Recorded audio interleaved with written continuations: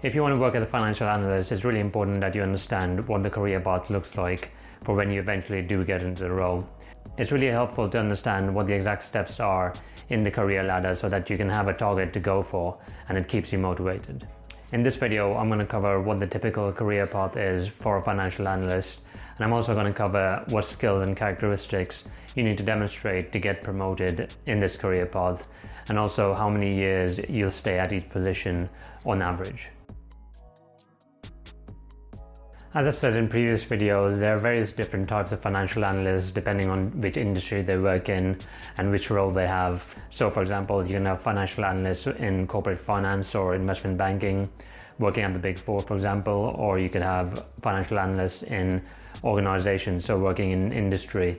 You can also have financial analysts in real estate or in financial services. So there are a variety of different financial analysts and all of them have unique career paths, but there are common aspects across all of the career paths. There might be one or two more or fewer positions in each of these career paths, but generally they follow a similar structure. Throughout this video, I'm going to refer to the career path for two of the more common financial analyst positions, and that's working within corporate finance or investment banking, and then financial planning and analysis, which is FP&A.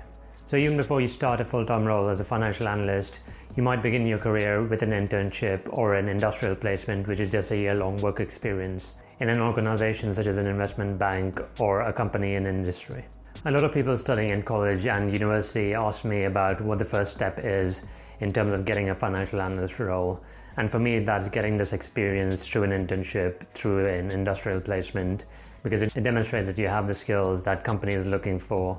So for example, Microsoft Excel skills, being able to work in a team, having some technical knowledge, etc. I know a lot of financial analysts that started off their careers with an internship, either at the same company or another company, but they were able to use that experience to get the role that they're currently in as a full-time financial analyst.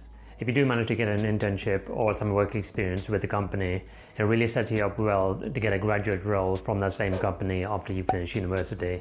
And there are two main ways that it sets you up well. I know in some companies, if you do the internship, you can fast track your application process for a graduate role, and so you don't need to do any pre-screening tests, for example numerical tests or logical reasoning tests, and you can directly go to the final stage of the application process, which is normally an assessment center with an interview.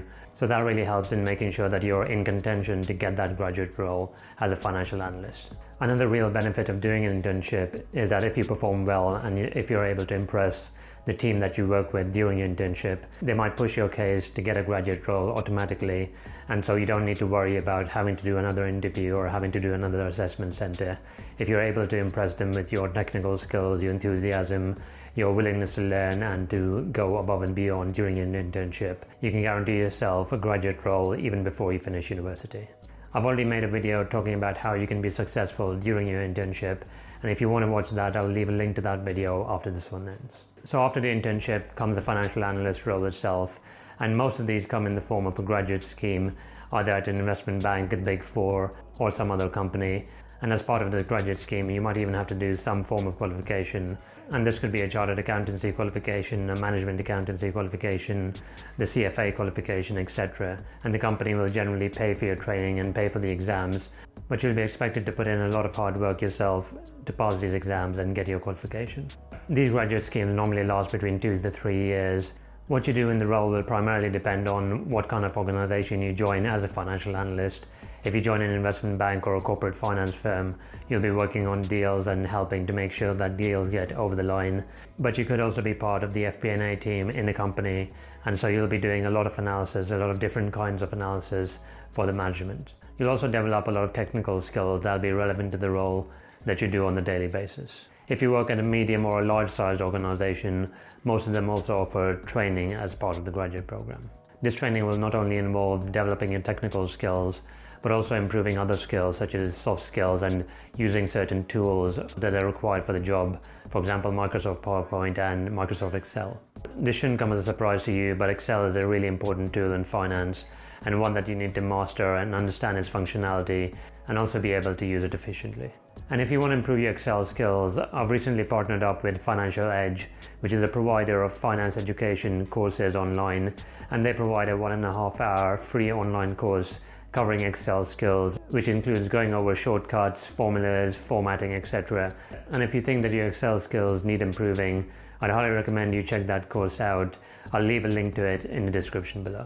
Financial Edge offer a range of different courses that are primarily aimed at individuals that want to get into investment banking or are already in investment banking and want to develop on their skills. I've gone through the courses and I've been really impressed with the content that's offered and also the support that's provided once you start a course. If you want to enroll on one of their courses to improve your technical skill set, I've got a discount code for you which will give you 25% off the full price of any course. So you'll stay in the financial analyst position for roughly 3 to 6 years. You'll probably move up faster in practice, so if you work for a big four accountancy firm or if you work in an investment bank, for example, and it might take longer if you work for a company because you need to wait until the person above you or the person in front of you has moved on to another role or there's an additional role that's created. To move up to the next step in the ladder, according to me, you need to demonstrate that you've got good technical understanding of the role, also that you're a dependable individual, a safe pair of hands when it comes to getting the job done. So after the financial analyst position, you'll be moving up to senior financial analyst and you'll be taking up much more responsibility in this role, and you'll also still be developing your technical skills. You might also be given the responsibility to coach and manage junior staff, so the newer financial analysts in your team.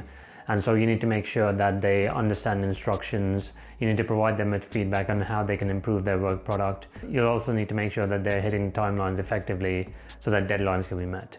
You'll then need to provide senior management with your feedback on how the analysts are performing so that they can be given a year-end performance rating.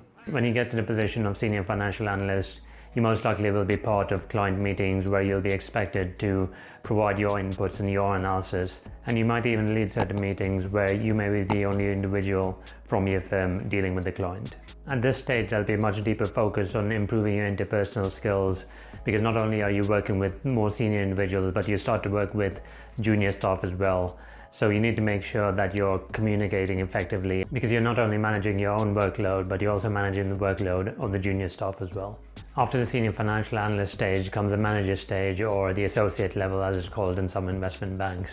At this stage, you'll definitely be managing more than just one junior resource, and you'll be making sure that the team makes the most of the junior resource. You'll have a large role to play in the coaching of these junior staff, and so you need to make sure that they understand all the technical aspects, and you'll need to set aside plenty of your time to coach these junior staff, making sure that you pass down your knowledge which you picked up over the course of 5-6 years so that they can develop and they can take more responsibility moving forwards for the team. And so you take up full ownership of particular work streams in the project, and then you'll delegate out tasks to junior staff and make sure that they're hitting the deadlines that are required. Naturally, you'll still be building on your technical skills, but you'll be expected to have your fundamentals down at least, because you're responsible for teaching the fundamentals to the junior staff. At this stage, you'll still be in the details of the work, as you'll be responsible for making sure that the details are correct, but you won't be doing all the work yourself. You'll be delegating it across the team. You need to make sure that you're checking the work of the junior staff, doing your spot checks, because you're ultimately responsible for making sure that the quality of output is the highest possible. I remember my old manager used to tell me the quality of the work produced by the junior staff is a direct reflection on your own performance, because making sure that they maintain the highest standards possible is part of your job.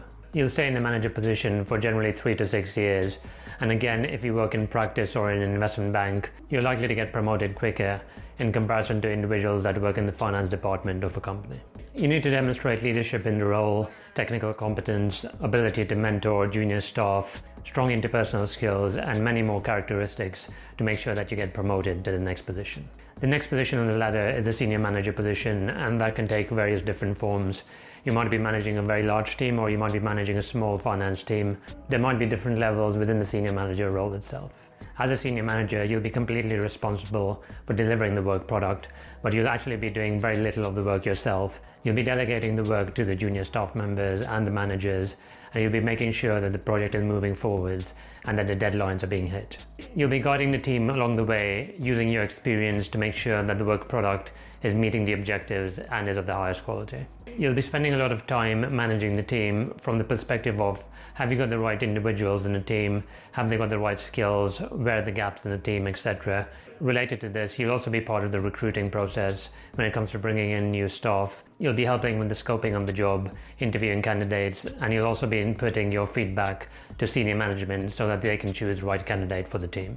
In client-facing roles, you'll be dealing with clients on a regular basis, and they'll see you as the main point of contact for the project. So if anything goes wrong, they'll be picking up the phone to you in the first instance. Naturally, you need to maintain good relationships with clients because you might be working with them on projects currently, and they might also give you projects in the future. So you need to be recognized as a leader that they can put their trust in. If you're a senior manager in the FP&A department, you're working closely with the CEO, the CFO, performing analysis for them that they require, and providing them with all the information they need to make the best decisions possible for the business. The length of time you can stay in the senior manager position varies a lot. Some high-performing individuals get promoted within 2 or 3 years, while some stay in the same position for a long time, almost up till retirement, so that could be decades.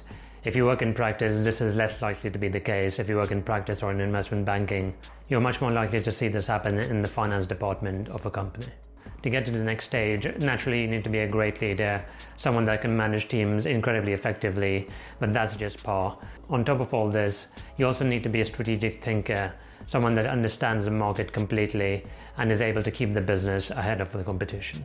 Only when you have all these skills will the people above you put trust in you to lead the organization as the partner or director or the CEO or the CFO. So this is the final stage of the career path when you're the partner or director or CEO or CFO of the company. If you're the CFO of the organization, you're completely responsible for the finance department and for supporting the CEO to make sure that the company is operating effectively. There are many different skills required to be successful at this level, and most of these are well documented, being an inspirational leader, being a strong communicator, etc. But a couple of the ones which are less discussed and I feel are incredibly important are being able to surround yourselves with the right individuals and to take calculated risks. Naturally, not everyone has the skills required to run a successful company over a long period of time, and if you can recognize where your weaknesses are and be able to bring in individuals that can fill in to cover for these weaknesses, that's going to be really important for the business to move forward. Also, being able to take calculated risks is such an integral skill because there's always new trends coming into the market, new competitors, etc. And so if you rely on things continuing the same way, you might just get caught napping. So that was an explanation of the career path all the way from the financial analyst internship to the top of the ladder. And if you have any questions, please leave them in the comments below. If you want to learn more about how you can be successful during your internship and land yourself a graduate role, click on the video on your screen right now. Thank you for watching, and I'll see you in the next one.